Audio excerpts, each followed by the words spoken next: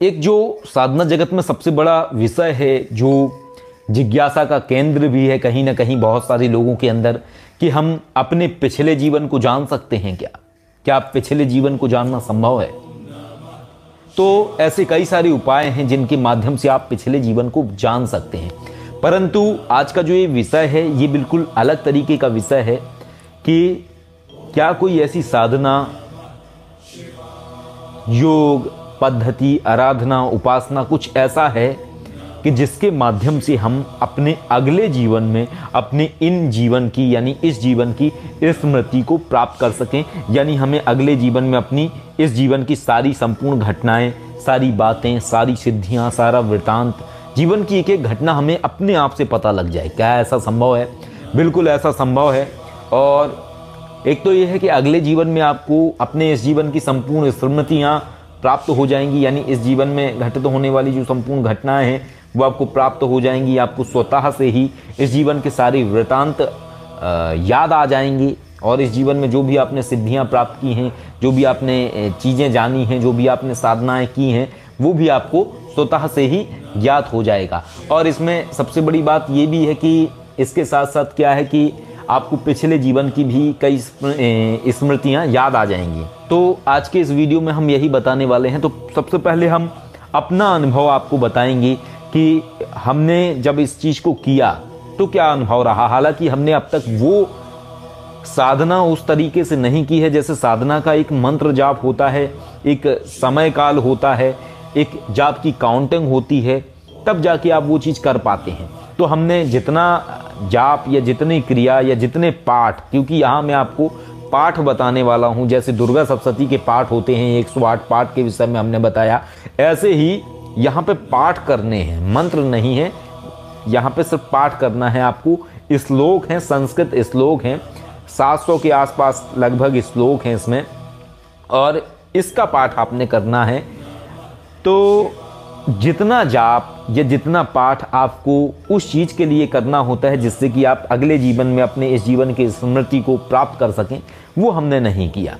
लेकिन ये 100% सही है और सत्य है और यथार्थ है कि यदि कोई भी व्यक्ति ऐसा कर लेगा तो वो उस चीज़ को प्राप्त कर लेगा। तो आज मैं आपको ये बताने वाला हूँ, लेकिन इसके पहले मैं आपको बता दूं कि मैंने जब ये चीज़ की तो हमें अपने जीवन का जो हमने सिर्फ एक वृतांत देखा था, सिर्फ कुंज विहारी शर्मा का। इसके बाद हमने अन्य जीवन के अपने वृतांत देखे, जिसमें जो और भी वृतांत थे, जैसा कि विशंभरनाथ अघोरी का वृतांत, इसके अलावा विश्वनाथ अघोरी का वृतांत जो कि हमारे 11 जन्म पहले की कहानी है।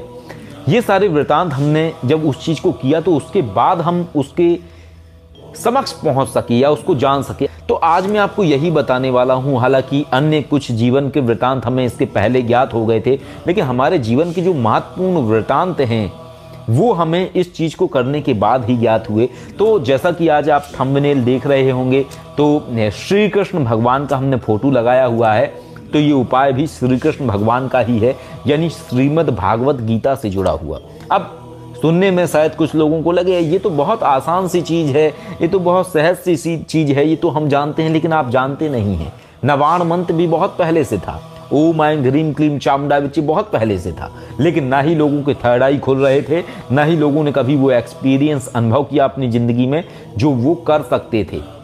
लेकिन जब हमने उस चीज़ को समझाया, उसके जाप करने का तरीका या क्रियाएं बताई, तो माँ भगवती महादेव की कृपा से लोगों को वो सब चीज़ें प्राप्त होने लगी या वो सब अनुभव होने लगे। इसी तरीके से ही ये भी चीज़ है जो मैं आपको बताने वाला हूँ। जब तक आपको किसी दवा का डोज पता नहीं होगा कि कितनी मात्रा में आपको दवा लेनी है, किस तरीके से लेनी है, आपको पानी के साथ दवा लेनी है या दूध के साथ लेनी है, तब तक आपको उसका रिजल्ट नहीं आएगा। ऐसे ही श्रीमद् भागवत गीता है, जब तक आप जानेंगे नहीं, समझेंगे नहीं, तब तक आपको प्राप्ति नहीं हो सकती है उस चीज़ की। और कहते हैं किसी भी चीज़ को प्राप्त करने के लिए उसके पीछे बहुत कुछ होता है। एक जब कोई कंप्यूटर बनाया जाता है तो कंप्यूटर एक आदमी द्वारा नहीं बनाया जाता है, उसमें जाने कितने सारे लोगों का दिमाग लगा हुआ होता है, तब जाके एक कंप्यूटर का निर्माण हुआ। या इस तरीके की और भी चीज़ें हैं जिनमें कई सारे वैज्ञानिक हैं। तो कई सारे वैज्ञानिक मिलकर किसी एक प्रोजेक्ट पे काम करते हैं, एक व्यक्ति काम नहीं करता है। इसी तरीके से होती हैं साधना, सिद्धि, शक्तियां। एक शक्ति के प्राप्त हो जाने से आप संपूर्णता को नहीं समझ सकते हैं, एक शक्ति के प्राप्त हो जाने से आप अग्रसर नहीं हो सकते हैं। आपको बहुत सारी शक्तियों की जरूरत पड़ेगी। और अगर हम प्रैक्टिकल बेस की बात करें तो प्रैक्टिकल बेस सीधा सा है कि आपने हाई स्कूल पास करी तो सिर्फ एक सब्जेक्ट में थोड़ी ना आपने हाई स्कूल पास करी। अगर आप एक सब्जेक्ट में पास हो जाते, बाकी सब में आप अगर फेल होते, मान के चलिए असफल हो चुके होते, तो आप हाई स्कूल पास नहीं कर सकते थे। ऐसे ही किसी चीज़ का आधार रखने के लिए कई सारी चीज़ों की ज़रूरत होती है। तो हम आपको बताने वाले हैं कि श्रीमद् भागवत गीता हमने कैसे करी और क्या हमारे जीवन में चेंजेस आए और किस तरीके का ये तरीका है जिससे कि हम अपने अगले जीवन में अपने इस जीवन की स्मृति को प्राप्त कर सकते हैं और हमें बचपन की अवस्था में ही अपने आप से अपने इस जीवन का वृतांत स्वप्न के माध्यम से दिखाई देने लगे, या वो घटनाएं मस्तिष्क में अपने आप से आने लगी, अपने आप से विचार कौंधने लगे। कैसे ये संभव है वो भी मैं आपको वीडियो में बताऊंगा, जुड़े रहिए। जो भी तरीका बताने वाला हूँ सात्विक तरीका है, पूर्ण सनातनी तरीका है, लेकिन इसको आपको समझना पड़ेगा। तो एक दौर हमारे जीवन में ऐसा आया कि जब हम लोगों से कटना शुरू हो गए। कारण ये था 2015 में हमारे जो पिताजी हैं उनका देहांत हुआ। पिताजी से जो हमारा लगाव था ये बहुत ज़्यादा लगाव था, और इसके बाद एक ऐसी स्थिति आ गई कि हम गुमसुम रहने लगे, शांत रहने लगे। एक ऐसे लगा जैसे सब जीवन में बदल चुका है। इसके बाद वैराग्य की इच्छा जगी, बहुत ज़्यादा जगती चली गई। तो वैराग्य की इच्छा जगती चली गई, स्मृतियाँ अपने आप से एक दूसरी दिशा की ओर जाने लगी, जीवन नीरस सा लगने लगा। क्योंकि जब आपके जीवन में कोई व्यक्ति विशेष बहुत महत्व रखता है और जब आपको ऐसा एहसास हो कि आप कहीं ना कहीं दूर हो चुके हैं उनसे, जब वो आप दूर हो गए हैं, तो आप अपने आप से वैराग्य की तरफ अग्रसर होने लगते हैं।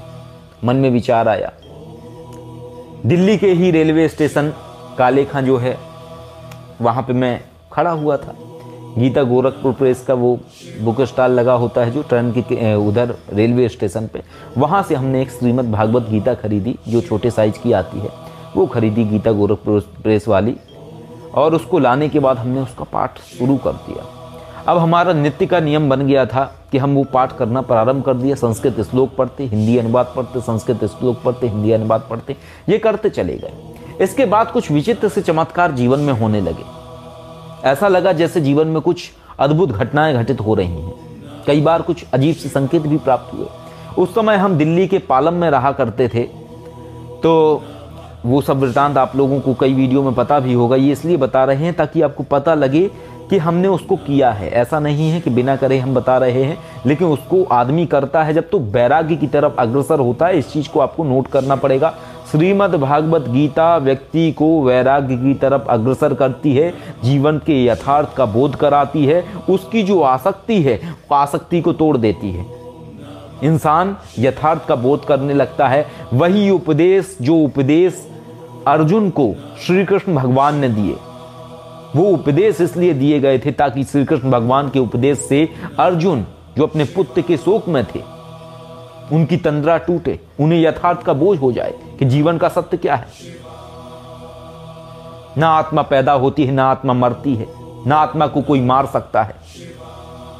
आत्मा पहले भी अप्रत्यक्ष थी, आत्मा बाद में भी अप्रत्यक्ष है। आत्मा सिर्फ शरीर में ही प्रत्यक्ष होती है, पर क्षोभ और दुख कैसा।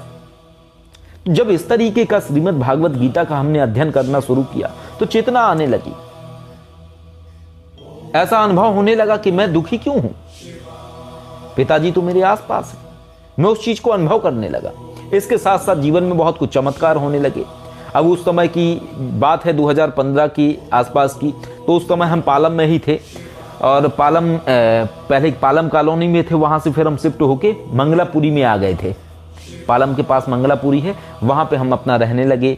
जो बस होती हैं प्राइवेट बस, उससे रोज़ हमारा जाना था। IGI एयरपोर्ट जो है कार्गो का, वहाँ हमारा जाना होता था। फील्ड वर्क का हमारा नौकरी था। शाम को अपना लौटते थे 6-7 बजे बस में आके। तो एक दिन बस में मेरे साथ कुछ अद्भुत सा हुआ। बस बहुत भरी हुई थी, मैं खड़ा हुआ था बस में पकड़े हुए अपना बस को।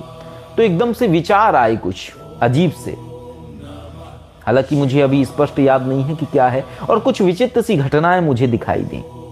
विचित्र सी घटनाएं इस तरीके की कि मुझे कुछ दिखाई दिया। मैं खड़ा हुआ था बस में, और बस की खिड़की जो है, खिड़की से मुझे कुछ दिखाई दिया, और जो दिखाई दिया वो ज़मीन में नहीं था बल्कि बादलों में था। एकदम से ऐसे लगा जैसे जो पेड़ हैं वो हिल रहे हैं बड़े ज़ोर से, और उसके ऊपर कुछ मुझे दिखाई दिया। ऐसा मेरा अनुभव था। यह अनुभव हुआ, धीरे धीरे गई, अपने आप से ज्ञान आने लगा, अपने आप से चीज़ें घटित होने लगी, और ऐसे ऐसे करके हमने 11 पाठ किए लगातार श्रीमद् भागवत गीता के।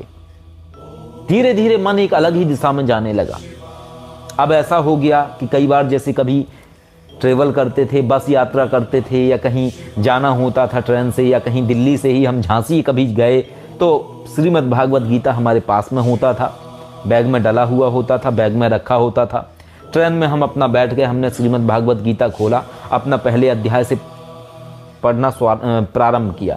पहले हम संस्कृत पढ़ते, फिर हम उसका हिंदी अनुवाद पढ़ते, फिर हम संस्कृत पढ़ते, फिर हम हिंदी अनुवाद, क्योंकि संस्कृत का हमें हिंदी अनुवाद आता नहीं है, और जब तक समझ में नहीं आएगी चीज़ तो उसका लाभ नहीं है। तो ऐसे करके तकरीबन 6 से 7 घंटे लगते थे दिल्ली से झांसी पहुंचने में, और उतनी देर में हमारा पूरा का पूरा जितने भी अध्याय हैं श्रीमद् भागवत गीता में, 18-19 अध्याय हैं, तो वो संपूर्ण अध्याय हम पूरे संस्कृत श्लोक और हिंदी अनुवाद के साथ पूर्ण कर लेते थे। ऐसा लगता था जैसे हम एक अलग दुनिया में जा चुके हैं, या एक जीवन को देखने का नज़रिया बदलने लगा। ऐसे ऐसे करके जीवन बदलता चला गया, अपने आप से कारण और परिस्थितियां ऐसी बनती चली गई। और जब जैसे ही ये 2015 में हमने किया, ऐसे कारण और स्थितियां बनी कि कुछ लोग हमारे जीवन में ऐसे टकराए हमें, कि उन्होंने हमें ऑफ़र दिया कि आप एक काम करो, आप उधर क्यों रह रहे हैं पालम में, आप एक काम करो, आप प्रीत विहार आ जाओ, यहाँ रहने लगो। अब प्रीत विहार और पालम ये दोनों जमुना पार वाली बात दिल्ली के, तो अब हम उधर से इधर शिफ्ट हो गए। धीरे धीरे फिर कारण बनते चले गए, और स्थितियां ऐसी बनी कि फिर कुछ ऐसे लोग हमारे जीवन में आए कि हम वो स्टेप ले सके पिंडदान करने का, अपने जीवन को बदलने का। स्थितियां परिस्थितियां ऐसी बनी कि हमें अपने आप से स्वतः से ही मुंड प्राप्त हो गया, वरना हम दिल्ली में रह रहे, हमें कहाँ से मुंड प्राप्त हो सकता था। हम कहीं गए तो थे नहीं, कहीं हमने खोजबीन भी नहीं करी थी कि हमने कोई मुंड खोजा हो कि भाई नर कपाल हमें मिल जाएगा कहीं से। हमें कोई परिश्रम नहीं करना पड़ा। जो होती हैं चीज़ें जीवन में वो स्वतः से ही होती चली जाती हैं। अब हमारे लिए वो कपाल की भी व्यवस्था हो गई। इसके साथ ऐसी कारण परिस्थितियां, ऐसे लोग मिले, ऐसे संयोग बने कि अब हम अपना पिंडदान कर चुके, भैरवी शिवकेशी पिंडदान कर चुके, हमें नया जीवन मिल गया। जीवन में हम बहुत कुछ जान चुके, समझ चुके, और फिर हम विशुद्ध अघोर में प्रवेश करके एक नए जीवन में यात्रा करने लगे। तो इस जीवन का जो आधार है वो आधार पहले से बना है। आज अगर आप देखें कि भाई हम अघोरी हैं या विश्वनाथ अघोरी या वो चीज़ें, लेकिन हमारे अंदर जो आपको तत्व दिखेगा वो हर तरीके का तत्व दिखेगा। इसका कारण है आधार। जब तक आपका फाउंडेशन मजबूत नहीं होगा, इमारत कभी मजबूत नहीं बन सकती है। जब तक आपके अंदर आत्मज्ञान नहीं होगा तब तक आप सत्य को समझ नहीं सकते हैं। लेकिन जब आपके अंदर आत्मज्ञान घटित हो जाता है, आप जीवन के यथार्थ को समझने लगते हैं, सत्य को समझने लगते हैं, तब आप जीवन में चाहे जितने आगे बढ़ते चले जाइए, आपको एक बोध रहता है कि जीवन में सही और गलत क्या है। साधनाएं करी, सिद्धियां करी, सब कुछ किया, लेकिन एक समझने का बोध रहा सदैव कि सही क्या है और गलत क्या है। जीवन का यथार्थ आपके अंदर घटित हो जाता है। और फिर इसके बाद योगेश्वर श्री कृष्ण जी की कृपा प्राप्त होना, भैरवी शिवकेशी को, उन्हें भी बोध आया। तो चीजें, परिस्थितियां और कारण अपने आप से बनते हैं। आज अगर कोई कहे कि महादेव के हम भक्त हैं, तो हम भक्त महादेव के भी हैं और नारायण के भी हैं, क्योंकि हमें जितना महादेव और माँ भगवती ने कृपा किया है हमारे जीवन में, उतनी ही कृपा हमारे जीवन में नारायण और नारायणी ने की है। उन्होंने बहुत साथ दिया। हाँ, ये बात अलग है कि हम उनको अलग रूप में देखते हैं, लोग उन्हें अलग रूप में देखते हैं, हम अलग रूप में देखते हैं। हमें नारायण सिर्फ नरसिंह रूप में ही अच्छे लगते हैं। अच्छे लगते हैं का तात्पर्य यहाँ पे ये है कि हमें उनका जो भयंकर और प्रचंड रूप है उसमें हमें अतिशय प्रेम नजर आता है। यही कारण है कि आसुरी लक्ष्मी माँ की आराधना करने में हमें एक अलग आनंद आता है। तो सबकी स्थितियां होती हैं, अवस्थाएं होती हैं। आप अगर एक ही पक्ष को देखेंगे तो आप कभी संपूर्णता प्राप्त नहीं कर सकते। यदि आप जीवन में आर्थिक व पारलौकिक समस्याओं से परेशान हैं अथवा किसी भी तरह का साधना संबंधी मार्गदर्शन, आध्यात्मिक अथवा भौतिक मार्गदर्शन प्राप्त करना चाहते हैं तो कॉल मी 4 ऐप से कॉल करें। डाउनलोड करें कॉल मी 4 ऐप और सर्च करें विश्वनाथ अघोरी, रहस्यों का सौदागर, विचारों का समंदर।